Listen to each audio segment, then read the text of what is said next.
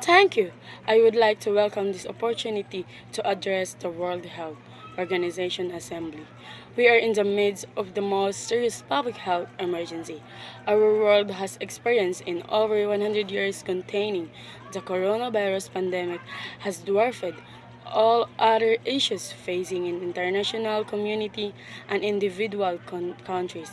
The pandemic has been profound social, political, economy, and security implications.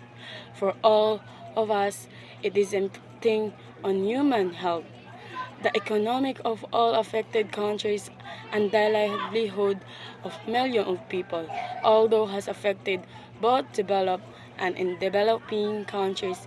It is for who suffer the most. The pandemic has highlighted to the dangerous and growing inequality that exists between countries and within them. The health care system of the many countries are struggling to cope. Some have been weakened by underfunding and neglect. Others are under pressure because they were designed to serve the select few of the pandemic has devastated the livelihood of a million of people in many countries. The global recovery depends on our ability to accept the reality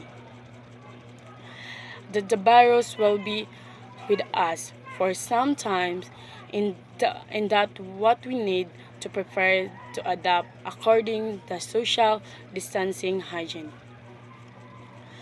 and other protocols recommended by the World Health Organization must become part of our everyday lives.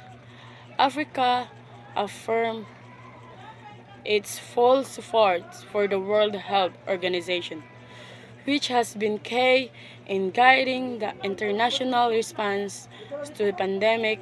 The World Health Organization has been instrumental in providing guidance and support to African government. Africa is extremely vulnerable to the revenge of the virus and needs every possible support and assistance. The African Union has taken very deliberate steps to respond to the surge.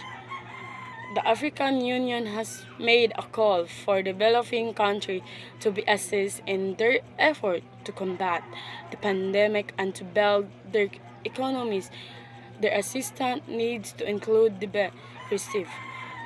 Also needs to include assistance with regards to diagnostic and therapeutic medical support to turn back on the frontliner.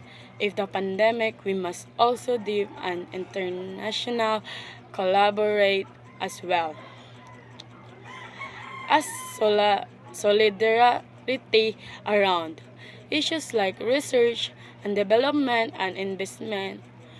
When fully support the initiative by the World Health Organization together with many governments in assisting the developing countries. For its part, South Africa is participating in several research initiatives. We must ensure that there is equitable access to medical equipment, technologies in all respects. Is there this fine decay towards the attainment of the Sustainable Development Goals? We must press ahead with our goals and making universal health care a reality for all the people of the world, and no one must be left behind.